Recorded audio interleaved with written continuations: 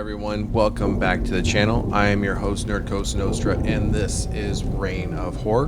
Hope everyone is having a great day, a good afternoon, or a good evening, depending upon where you're located. And if it's already a morning for you, good morning, and I hope you have a great day. Just want to take a moment and say thank you for spending just a few moments of your time with me today as we go through some horror community, horror news updates. On some one, I'm excited to report on an update on.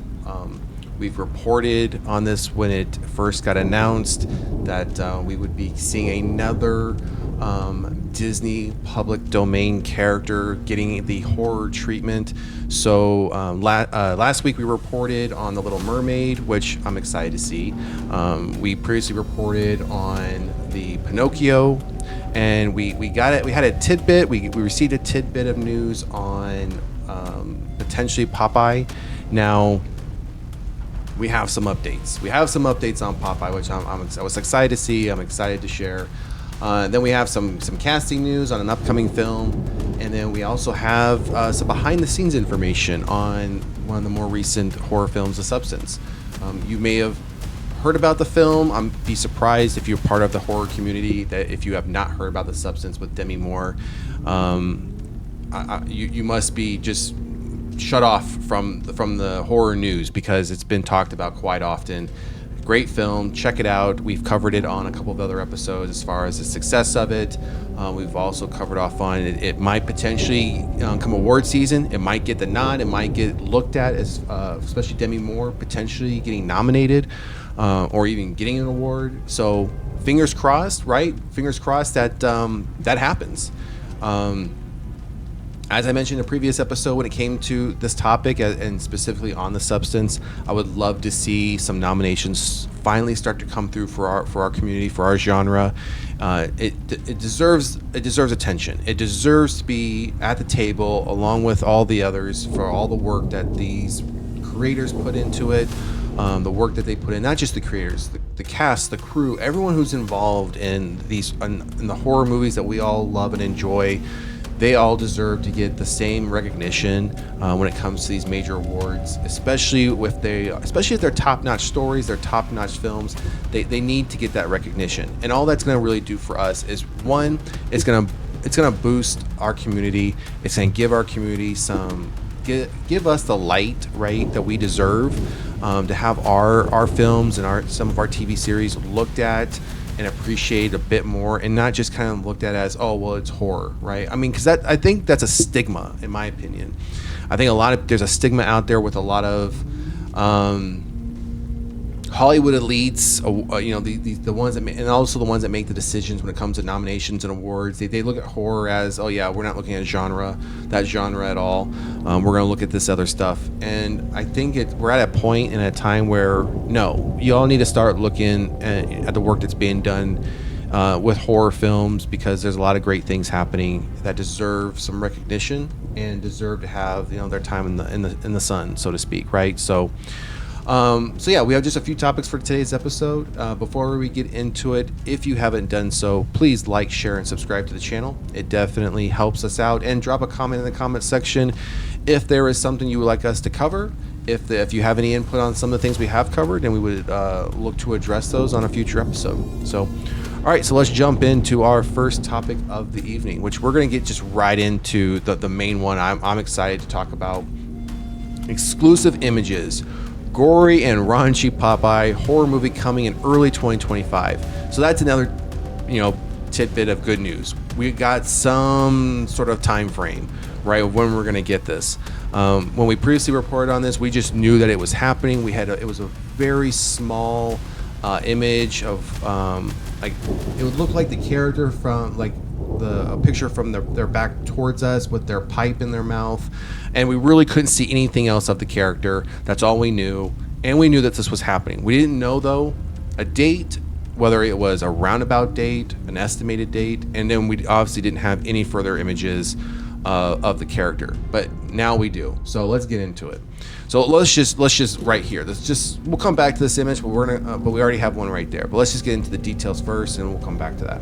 So the latest iconic public domain character to get a twisted horror movie is Popeye. Bloody Disgusting has learned with ITN Studios currently hard at work on their horror movie Popeye, expected to chew spinach and tear apart bodies in January 2025. We're going to come back to that as well.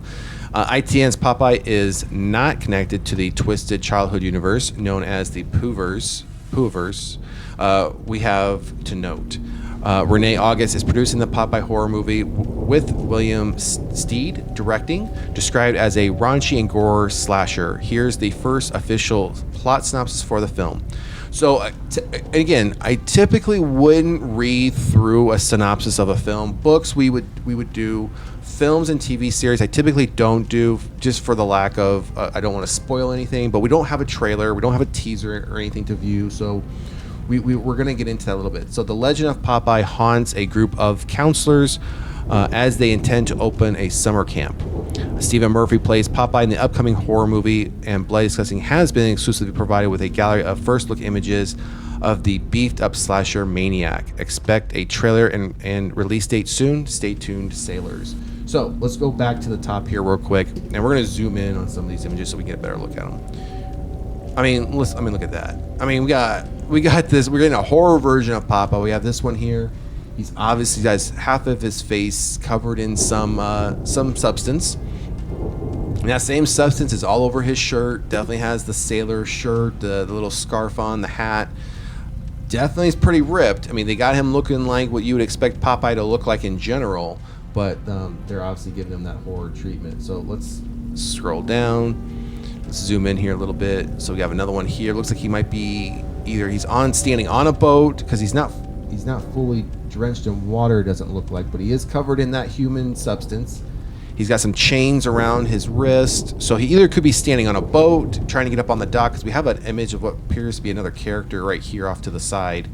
So he's either coming up out of the water. They might be trying to sink him by putting these chains around his wrist to make him go underwater, so to speak. So we'll find out there. So we have another image here.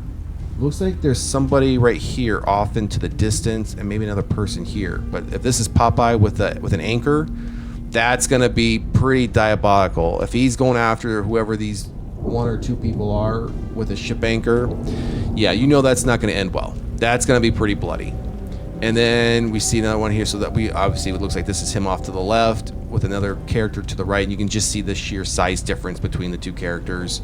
Definitely got an eerie feeling environment going on here, especially in this top one. Looks like it's the same type of environment, but very eerie, dark, and I think that's where we end off. Oh no, we have one more. Looks like he's in some sort of dungeon, because we have a door right here. It looks like it could be a cell door, bars on it. This definitely looks like it's him as well. Oh, here we go. Now we got something that, like, I guess is a little bit more famous. You have Popeye with the pipe, the classic looking shirt and hat, but he's definitely been through something. I mean, he's covered in some substance here for sure, and that's where it ends. But very, very excited. So let's zoom out a little bit. So very excited to see this one. Like I mentioned during the episode where we covered off on the Little Mermaid horror treatment that's getting, I had wondered at what point were we gonna see a horror version of the Little Mermaid, and we're finally getting that one. And we had a trailer actually that we reviewed here on the channel. So if you missed out on that episode, it's uploaded on the channel. Go check it out. We go through the trailer. Very excited for that one.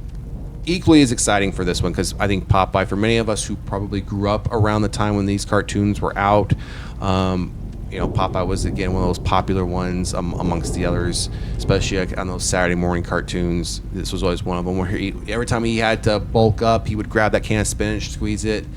Spinach would come out, he'd eat the spinach, and he would get all his strength. So it's going to be interesting to see a gory slasher version of the character. So more to come on this one. All right, moving to our next topic, Victorian Psycho. Thomasin McKenzie joins Margaret Qualley in psychological horror film. So we reported on this one previously when Margaret was casted, but now we have some updated casting news. Thomasin McKenzie of Last Night in Soho has joined The Substance's Margaret Qualley in the horror film Victorian Psycho. All right, so let's zoom in here on this one just a little bit. Last month it was announced that we covered this one when Margaret was announced, but we have an update now. So Margaret Qualley, star of the body horror film The Substance, had signed on to star in another genre project, the psychological horror thriller Victorian Psycho, where she will be playing the title character. Now Deadline has revealed the name of Qualley's first Victorian Psycho co-star, Thomasin McKenzie, whose previous credits include Old and Last Night in Soho. No, if you haven't seen Last Night in Soho, check it out. It's worth a watch. Zachary Wigan, who did The Heart Machine, will be directing the film from screenplay written by author Virginia Fieto, based on her upcoming novel of the same name. This will be the second collaboration between Wigan and Qualley, as she has starred in his film Sanctuary. Victorian Psycho has the following synopsis. So again, we don't have a trailer, we don't have a teaser trailer. So on this one, we'll cover off on the synopsis here, because again, I usually don't cover off on the synopsis just to avoid spoilers. In 1858, a young eccentric governess named Winfred Noddy arrives at the remote Gothic manor known as Ensnor House. Winfred's responsibilities include teaching the children table manners and educating them about their family's history, all whilst hiding her psychopathic tendencies. As Winfred assimilates into the life at Ensor House, staff members begin to inexplicably disappear, and the owners of the estate begin to wonder if there is something amiss about their new governess. McKenzie will be playing a nursemaid as Ensor House who befriends the eccentric new governess. We just talk about who's producing the film. Okay, that doesn't really matter. Okay, so let's get down here. Okay, so when this project was first announced, Wigan provided the following statement. As soon as I discovered this thoroughly insane and unforgettable character, I knew I had to introduce moviegoers to Winfred Noddy. I am beyond thrilled that the utterly fearless Margaret Qualley will be bringing this complex anti-hero to vivid life. Virginia Fieto's screenplay is an audacious blend of psychodrama, satire, gore, and mystery, with horror aficionado producer Dan Kagan and the support of Anton and Anonymous. I cannot wait to make Victorian Psycho. From its first few pages to its terrifying ending, Victorian Psycho entirely delivered on its promise of being a ride like nothing I'd read before. I couldn't be more excited to be bringing this movie to life with our partners at Anton and Anonymous. Working with Zach again feels like a rare gift, and I cannot wait to step into this twisted world he's created. So we got more casting news. Looks like production is set to begin in February 2025. So we might get lucky and we might get this for Halloween time next year. That would be great. I think the more horror we can get towards the fall season of every year, especially around Halloween time, the better. Only because it kind of just sets the tone, sets the mood for that time of year, especially around Halloween time. People want to kind of get into the Halloween spirit, go see a horror film. We had a few horror films this year come out around a couple weeks before Halloween. We had Terrifier 3 and Smile 2 both come out back to back 2 weeks before Halloween. So, and we know how Terrifier turned out, and even Smile 2 turned out to be a crowd pleaser. But not Terrifier 2, Terrifier 3, and Smile 2. I got that right. Both turned out to be crowd pleasers, and obviously we all know Terrifier 3 surpassed all expectations of everybody with its release, both domestic and international. So I think the more horror we get in the fall season and around Halloween time, the better. However, I will gladly take it any time of the year, whether it's New Year's, January 2025, whether it's summertime, as long as we're getting more of it, I'm just happy to see it. So we will come back with an update once we know more on this. But again, production starts in February 2025, so it might be a while before we get any further updates on this, unless it's if it's a deal with casting, or if anything happens with casting or the script, we would then come back and update everyone. But this one might be a quiet one for a while, but more to come.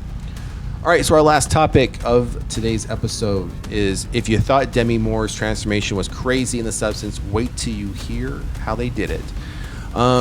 So if you didn't know, so before we get into the details, Demi Moore actually posted on her Instagram a few weeks back some of the bodysuits that she wore for various aspects of the scenes, and it's crazy. I mean, they are just full blown. As you can see here, they're putting on the top of one in this scene, in this image here, but they are full blown bodysuits, and it's just crazy how with the bodysuit and when they do all the touching up with the color and the additional makeup, how realistic it looks in the film. So, all right, let's jump into it. Boobs sprouting, spine separating, heads exploding, and Coraline Farragate's The Substance. Nothing is off limits. That's what quickly became clear to prosthetics designer Pierre Olivier Persin when he began working on the movie in which Demi Moore takes a fountain of youth drug with some jaw-dropping, literally, side effects. Quote, they also say to you, I have this script with lots of prosthetic work in it, but then you end up with 2 aging makeups, and that's it. The veteran person who also worked on Game of Thrones tells THR, saying that this is the most prosthetics work he's ever done on a project. With The Substance, when I read the script, it fell out of my hands, and I went, wow, I need to meet with Carolee. I hope I'm pronouncing that right.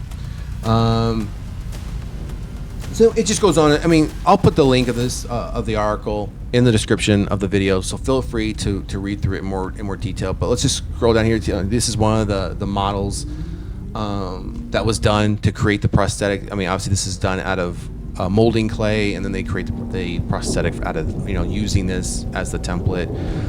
It just goes on to talk about all the work that went into this. Here's one of the molds that was used for one of the full body suits, as you can see. I'm sure they molded this after Demi Moore's body type as well. Would have had to have the life size epoxy print of the body of Moore's stunt double. So obviously have to match Demi pretty closely as well. And then here another one in clay form. So here's like the clay version, and then here's what the final image looked like in the film. I'm not going to spoil what this is, and obviously it's a wound on the actress's back, or portrayed to be actress's back, but I'm not going to say, if you haven't seen it, I won't spoil it, as to what causes this, what happens about this, how it is stitched up. I'm not going to mention anything about that. You'll have to check it out for yourself, but it's just crazy to see how all this comes together behind the scenes. But again, like I said, I'll put the link in the description of the video if you want to read through all the details of how all this behind the scenes work is done with these prosthetics. But if you haven't seen the full body images that Demi posted of her in them, check out her Instagram. She has them on there. Last time I checked, they were still on there. And then I said with these images, you can kind of get an idea of all the work and effort it takes into making that film. So it's not all CGI. Sometimes it is practical effects, bodysuits, things of that nature, makeup artists who put in all this time to create these worlds and these characters for us to enjoy. So again, if you haven't checked out this film, I would highly recommend you do so.